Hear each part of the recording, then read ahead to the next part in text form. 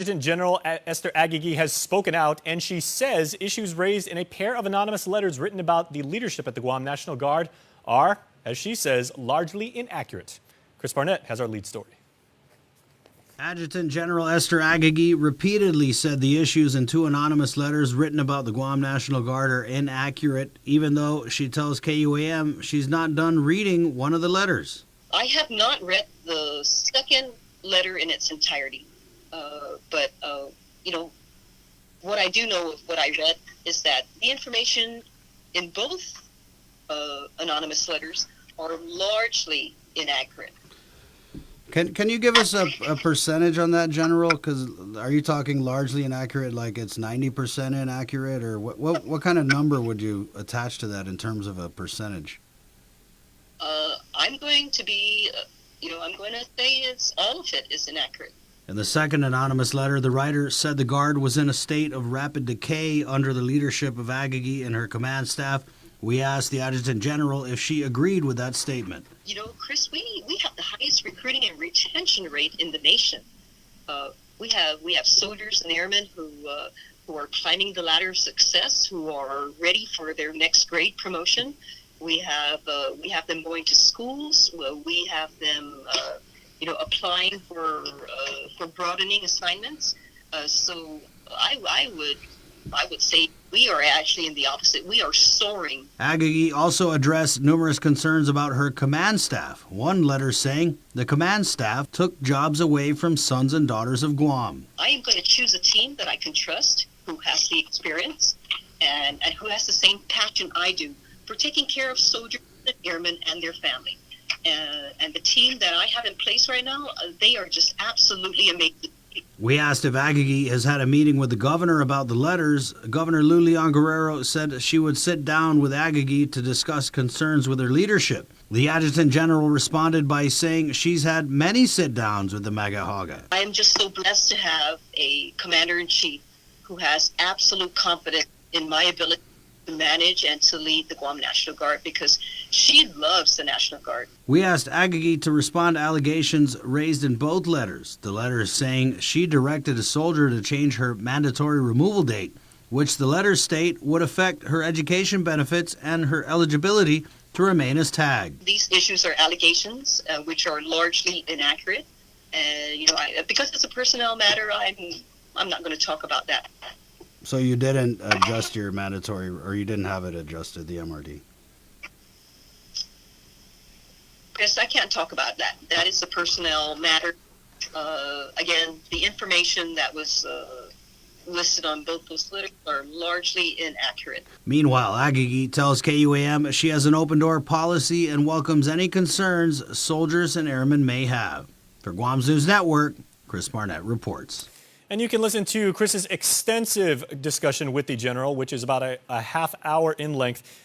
Very interesting stuff. You can find it on the KUAM Podcast Network. Just search for KUAM News. We are on SoundCloud, on Spotify, on Apple Podcasts, and now on Pandora. Please make sure to check it out.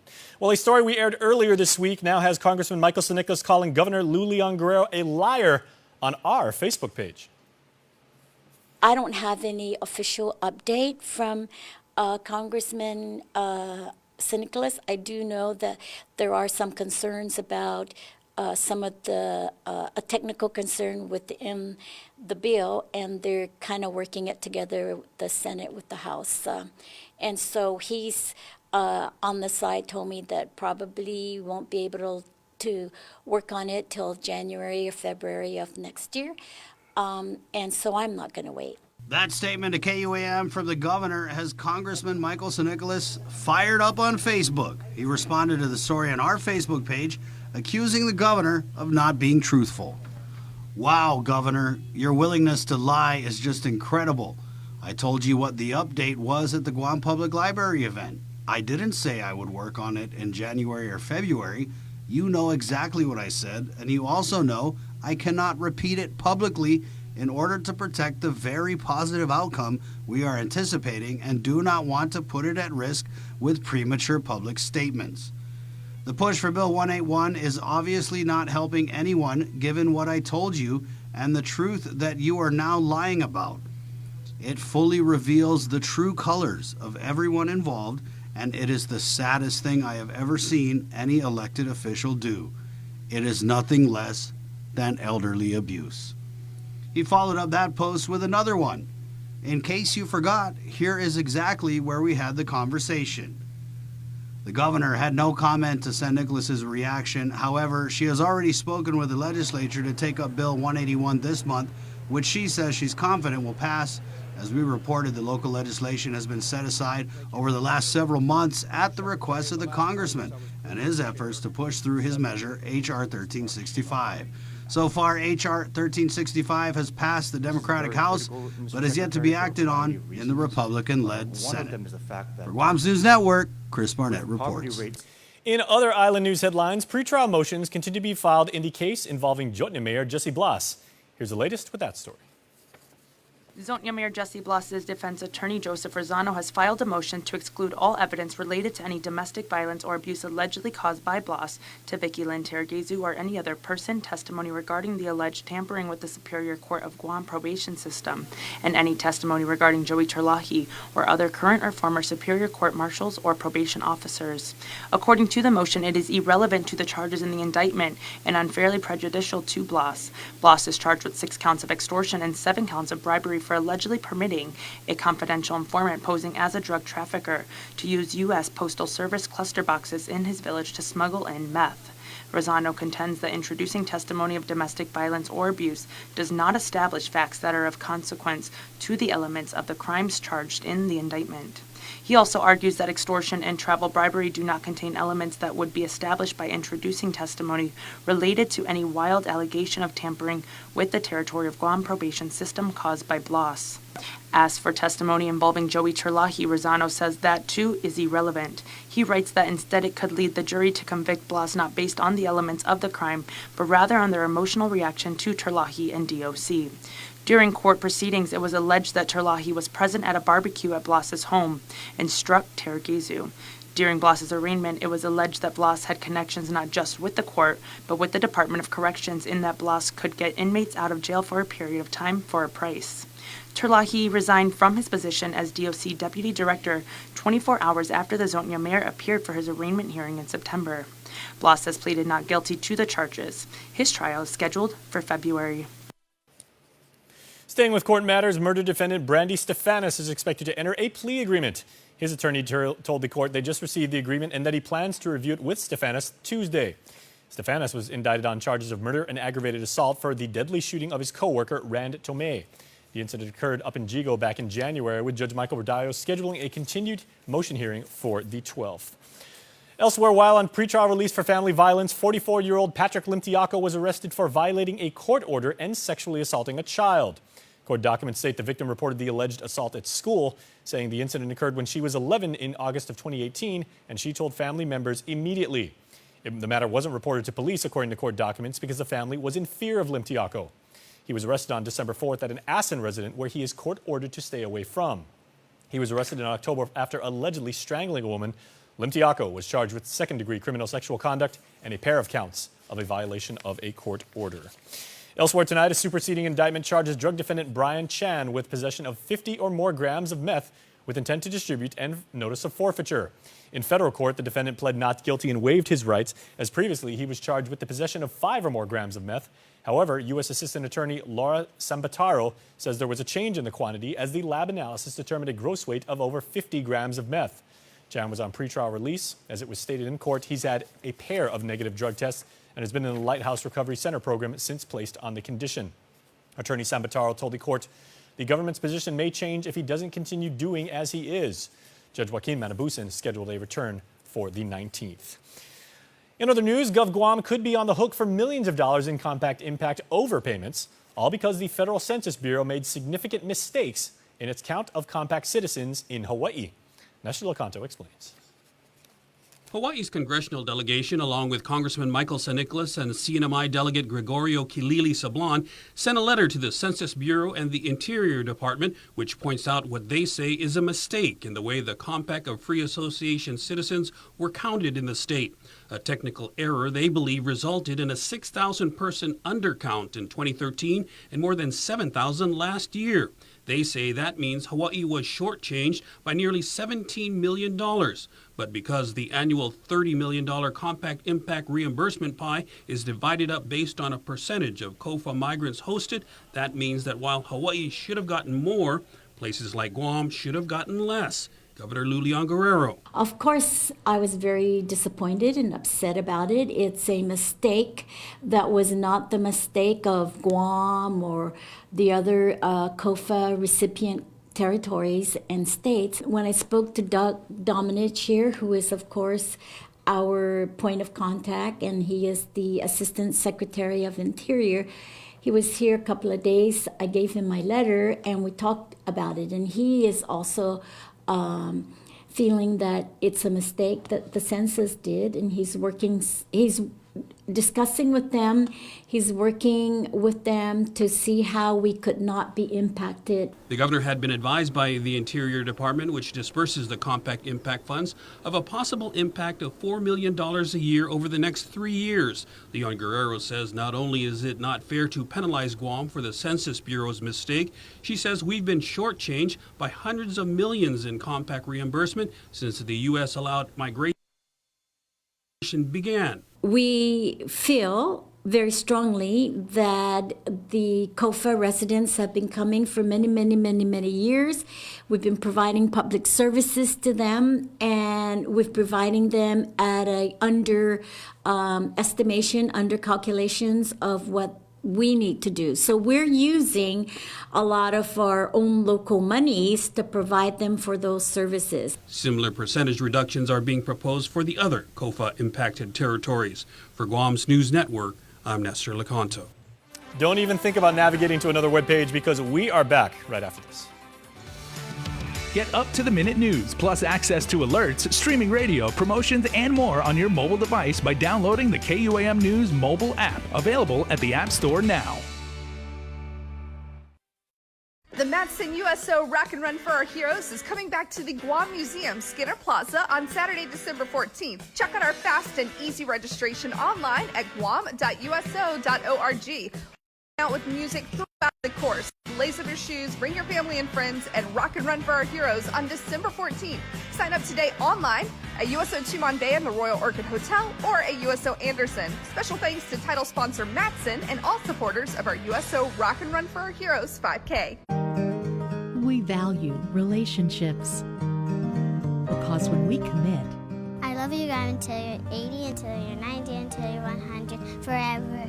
We are in it for the long run, so you can enjoy the moments that matter. Because when we commit to relationships, we never stop caring. Calvo's Select Care, health care that is always there for you. Federal employees and annuitants enroll today.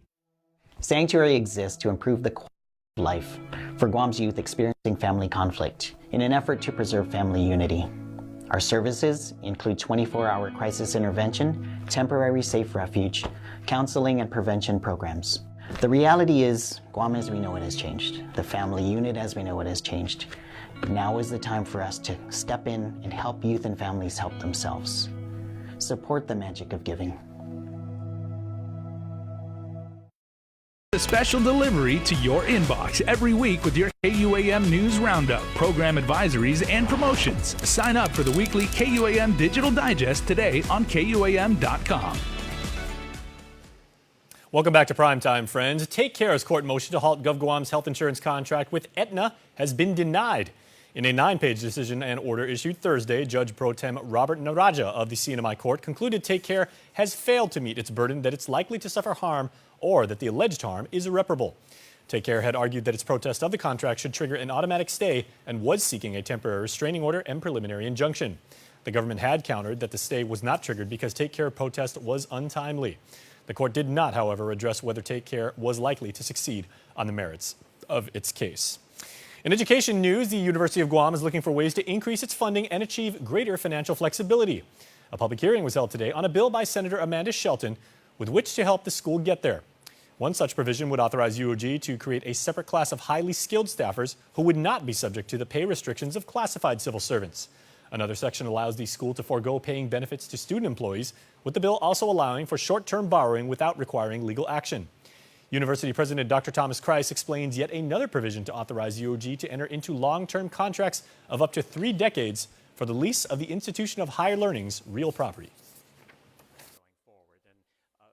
Public-private partnerships really require a longer term. Just to even begin to talk to a partner, you need to be able to be, rather than, you don't sort of set it all up and then go ask for permission to do it, right? So in order to have the agreement and the partnership, it would be better and we would be more successful if we had a longer term commitment from the beginning. Dr. Kreis says the bill aims to increase sources of revenue and increase efficiencies at the school as it continues to look for more ways to raise money.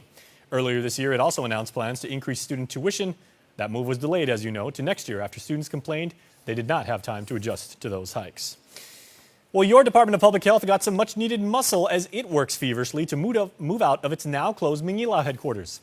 The Guam National Guard stepped up today to help move hundreds of boxes of key files. Agency Director Linda DeNorsi says they're working as quickly as possible and reassures the community that critical files are safe and completely undamaged. It's all going to depend how many personnel guardsmanship that I have that can lift and move things as quickly as they can. They have an assembly line that they're doing that. And remember, we're coming from upstairs, so that's a lot of manpower and work. There is no damage to any of the records. The records with the Office of Vital Statistics are well maintained. In fact, we have a generator that is an exterior, not the one that is existing. No power source coming anywhere within the building, only an outside source generator that's hooking up the air conditioning unit so that the records are all kept really good, in good condition. The 46-year-old Manila Public Health Facility was shut down indefinitely last week after smoke was seen coming from the building. The fire department found that faulty wiring led to the closure. Public Works is conducting an assessment of how much it would cost to bring the building up to code, with services being transferred to other public health offices. Well, the Guam Behavioral Health and Wellness Center offers a 24-hour crisis hotline, and during the holiday season, it also serves as the holiday helpline. For those who, for whatever reason, aren't feeling the holiday spirit, the center encourages the community to call their number, 647-8833 or 647-8844. Elsewhere tonight, and you want to give a heads up to this, as GPD will conduct DWI checkpoints beginning tonight and throughout the remainder of the holiday season. Guam's Finest continues to remind the community to please give the gift of life and to designate a responsible, sober driver. You can find the schedule of where GPD will be on our Facebook page and our Instagram accounts. Check us out at KUAM News. Well, heads up now for our friends down south, with the Navy conducting helicopter and small boat training within 2 miles of the Maritzo shore through next Monday. The training is from 8 p.m. until midnight, with residents in surrounding areas not to be alarmed if they see or hear increased activity associated with the training. It is recommended, however, the general public, along with fishermen and marine tour operators, monitor the U.S. Coast Guard broadcast notice to mariners for proper advisories. Well, let's go about 100 miles up north and check out Ashley and our friends up at KSPN2 News for regional headlines. Half a day Guam, here are the headlines for CNMI. 32-year-old Theodore Penos has a cash bail set at $5,000. On Tuesday, June 4th, 2019, officers from the Department of Public Safety were called to Cagman High School for a complaint of child abuse. 4 witnesses reported seeing Penos shouting at 3 children, one of which was a little girl, where Penos allegedly pulled her hair and punched the backside of her body while taking the kids from the school. Officers later found out Penos is the stepfather of the children. One of the witnesses reported the mother has one more strike before the children are taken away by the Department of Youth Services. A status conference is set for January 7th at 1:30 p.m. Bail remains at $25,000 for a male that was arrested for burglarizing a Garapan restaurant. Today, in the courtroom of Judge Bogdan, 18-year-old Austin Areola had a bail modification and is released to his uncle as a third-party custodian. Areola is facing count 1 of burglary. On Tuesday, November 26th, the Department of Public Safety officers responded to New Majestic Restaurant in Garapan for a reported burglary and theft. The owners of the restaurant showed officers the shattered window and said they saw 2 males running away from the establishment and that money had been taken. Officers located the 2 males later that night. Officers brought the owner of the New Majestic Restaurant to the location, who identified Areola and a minor as the 2 who robbed his establishment. Areola is under house arrest. An arraignment is scheduled for December 16th. For more news, visit saipantv.com. For KSPN2, I'm Ashley McDowell. Also tonight, some divine news as hundreds of the island's faithful are set to come out and honor the island's patron saint, Santa Maria in Camalen. Mass will be celebrated on Monday, December 9th at 5:45 a.m., 7:30 a.m., again at 9:30 a.m., 11:30 a.m., and 7 p.m. at the Hagåtña Cathedral. The Holy Rosary will begin at 3 in the afternoon with the novena a half hour later, and procession will follow at 4 p.m. Santa Maria in Camalen is the oldest religion icon on Guam, as legend has it that she first came to the island from the depths of the ocean, where she was first spotted by a fisherman down in Maritzo. She now rests at the head of the cathedral. Please stay tuned. Sports is coming up, and your birthday shoutouts later on. Holidays happening at Docomo Pacific's Red Friday. Purchase select phones on our popular Now program and choose a free gift, like free wireless earphones or huge discount on the latest smartwatch. Prepaid friends get free load with select prepaid phones. And get a chance to win a Nintendo Switch when you take a selfie with our new AI dog, Spark. Come in for a happening holiday now. Docomo Pacific, better together. Some conditions apply. Okay. Can you connect me to Alan, please? Attention passengers of flight AJ3004, your flight has been delayed.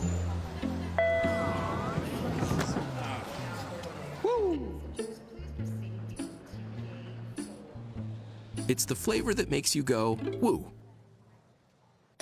McDonald's new spicy barbecue glazed tenders and chicken sandwich. Made with tender, juicy, all-white meat chicken. Available in 4, 6, or 10-piece chicken tenders. Try the spicy barbecue crispy chicken sandwich too. KUAM Sports is presented by Triple J.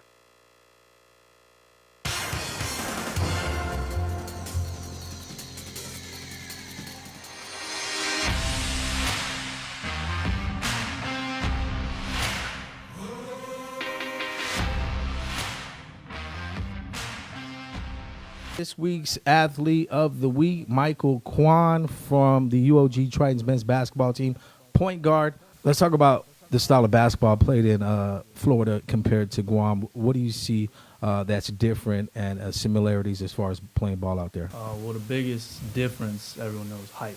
Huge difference. Like over in Florida, I'm a small guard. Here, I'm a tall point guard. So that's a big difference.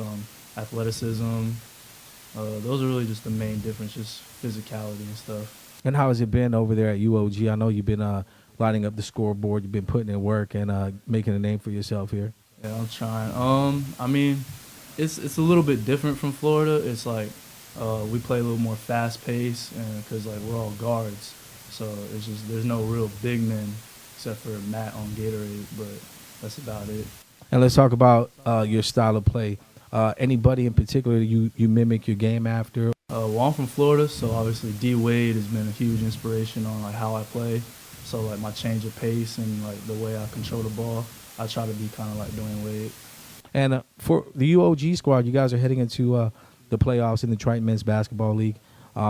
Which team are you looking at possibly facing in the first round? And if things go well for you guys, are championship hopes on your mind?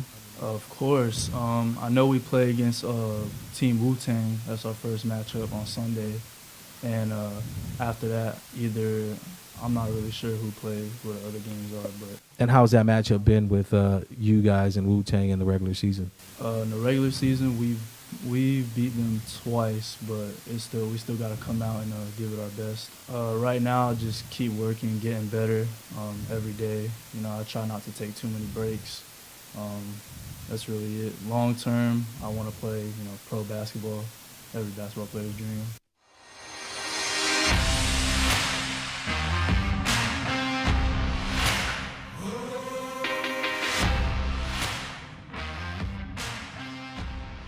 USO Guam invites all runners and walkers to the 15th annual Rock and Run for Our Heroes 5K Run Walk, sponsored by Matson Navigation on Saturday, December 14th.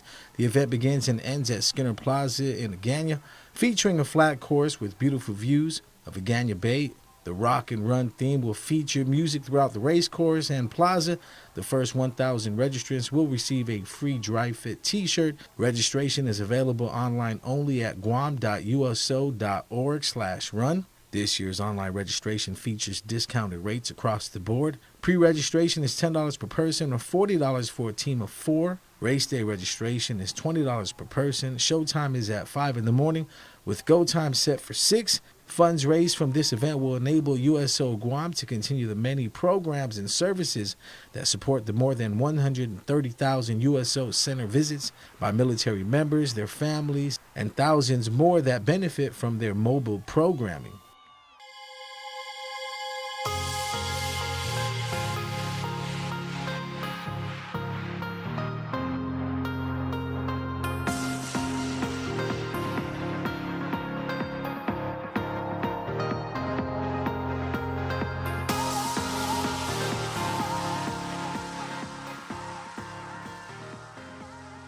Guam's auto appearance specialist, Elegant Reflections, has been providing the automotive industry with professional detailing and car care products at its highest quality, from complete detailing, full interior detailing, exterior detailing, headlamp restoration, hand washing, seat and carpet shampoo, engine degreasing, undercarriage cleaning, paint sealant, fabric protection, paint oxidation removal, and so much more. Visit us at our new location. Call 646-5555 for an appointment. Elegant Reflections, Guam's auto appearance specialist, over 20 years of experience. The Holiday Pledge is like an extension of the Holiday spirit, which is all about family. It doesn't matter where you're from or who you are. I wear this uniform. I'm definitely proud of my job and what we do. I not only live it in the uniform, but outside of the uniform as well. It's definitely a way of life. I live the Holiday Pledge every day of my life. And now, here's your birthday shoutouts. On this Friday, we are saying happy birthday to Johanna Monique Taitigui. Happy blessed birthday to our beautiful niece. Love always, the Fam Band. Also, happy birthday wishes going out from the friends and family to Denise Cruz. They sent us this birthday shoutout on our website. A member of our KUAM family, Tim Perez. Happy big 4-0, Tim. MJ, your one and only son, says you're the best dad in the whole world. And he and your lovely wife, Megan, says that they love you. Zylan J. Sablon also has a birthday today, so happy birthday to you. Also, happy birthday to Cinda Elliott. Happy birthday wishes also going out tonight to Keikoa Cruz. And lastly, happy birthday number 49 to Bob John Kanata. May God bless you on this special birthday. Always your sis Carmen, John, and family. All right, everybody, you know the deal. Go to KUAM.com, click on the birthdays link, and then register. That's simple. We have a birthday winner to announce, and that person is going to win a absolutely delicious and chill ice cream cake. The winner is Jason Chovez. Gotta love that name. Jason, congratulations. We will be in touch to let you know how you can redeem your prize. Please stay tuned. We got an extra special edition of Extra up next.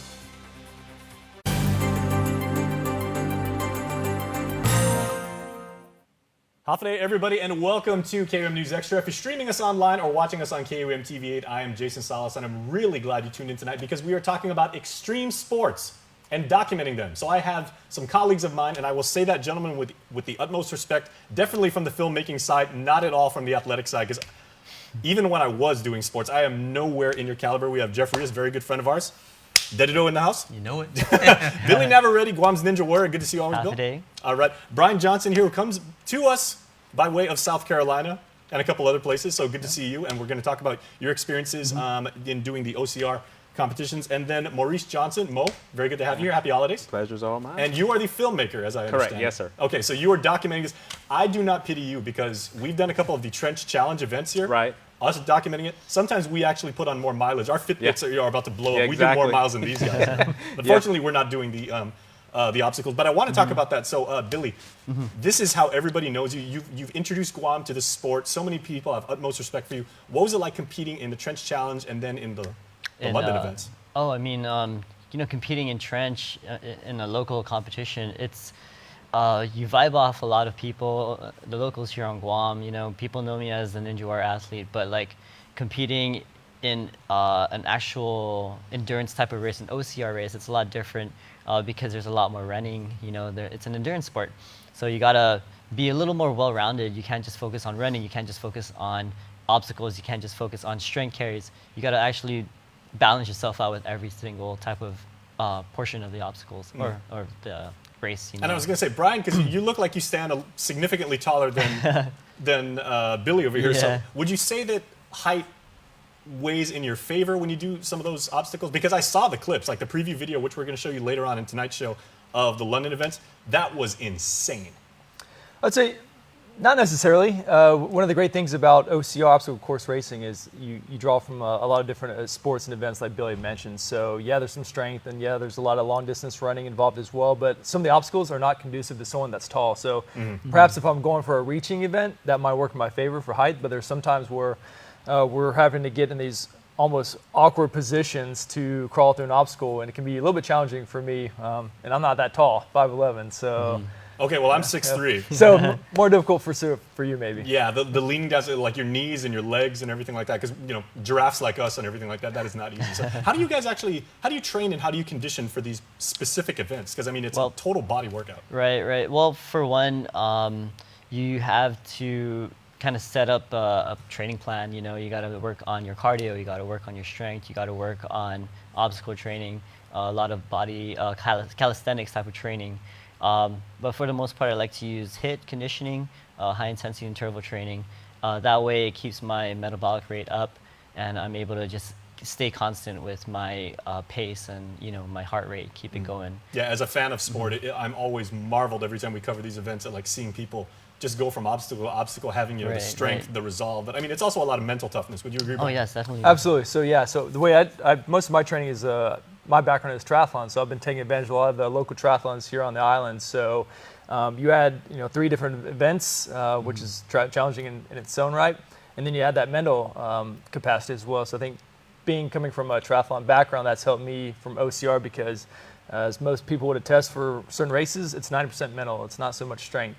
It's definitely all up in the mind. All right. Okay, so Mo, as someone who chronicles these events and everything like that, you've got a very specific eye. You're looking for, and I would say with respect to the athletes, you're looking at everything that's happening around you in 360 degrees. Yes, you're looking at people run past you. You're obviously focusing on certain athletes. What are you seeing, and what type of moments are you trying to capture when you put these together? Well, when I film these wonderful guys here, along with the other athletes that we've seen, especially in London, I try to capture the raw moments that you see, and just people at their highest of highs and the lowest of lows, and because I really want the people who watch this film to really see, that yes, it's a grueling and it's a really, I wouldn't say a hard competition or sport. It's also fun as well, because if you watch the film, you'll definitely see a lot of people smiling, and for the longest I couldn't understand why. I said, why are these people smiling and they're just running through this mud and torturing themselves? But it's one of those things you really have to be there to really understand that it's more than a sport. It's a lifestyle that these people do, and hopefully through this film I really want to portray that, so the viewers will see that anyone can do it. Now, how do you get ready for this? Because I know from our own documenting of Census Challenge, no one helps you. There isn't like medical staff for filmmakers and everything. And you're carrying all that gear. Exactly. And you're kind of like outside the obstacles and everything. And yet, if you slip and fall in the mud, you're on your own. Yeah, pretty much. And that almost happened a couple of times while filming the video. And you know what? It's just how I just mentally, I just put myself there. It's just because it's exciting for one to be there. So I kind of just overlook the pains and carrying all the equipment, just the excitement of being there and capturing such an epic moment. It's almost like it's euphoria, I guess. Adrenaline is a wonderful exactly thing. It really is. So that's the quickest and easiest way to explain it. And like I said, hopefully through this film, the viewers will really see that these wonderful athletes here really gave it their all and represented Guam very well. Right on. Okay, and now Jeff, everybody has so much immense respect for you because you embody so much of what it is to be a Guamanian athlete. You have the character, you help your teammates and everything. You challenge yourself to push yourself further. Where can people see this film, and what will they take away from it? Well, when can they see it, or when can they see that moment? Hopefully soon. We should be releasing it here pretty soon. Well, they're going to see it in just a couple minutes. Exactly. Yeah. Oh wow. But I know trenchevents.com. They can find out more information about it. Yes, definitely trenchevents.com if you want to log on for just to see what's going on and when the next event is, and that would definitely be the site to do that. Okay. And then real quick, we got about 15 seconds. Sure. How was it competing overseas? Oh, it's great. I went over there for 2 other events prior to this one in London, and was always the guy on the side, just kind of watching over and doing videos and pictures and stuff of the event, and just supporting, logistically getting the guys ready for something like this. And then this year going out there and wearing a different hat and being one of the competitors was you know, it was tough. Well, for me, it wasn't so much the hat you wore. It was that beautiful clip that you guys are going to see after this commercial break of you and some of the other members of Team Guam break out the Great Seal of Guam. You guys are carrying the flag, literally flying the colors for our great island in a different place. Okay, so gentlemen, thank you so much for your time. And please stay tuned because you do not want to miss what is coming up after this. We're going to show you a sneak peek of the film that's coming up, showing you what's happening with Trench Challenge and also the 2019 OCR Championships in jolly old England. Do not change the channel. Normal should never be abandoned, abused, neglected. 265 foster children on Guam have longed for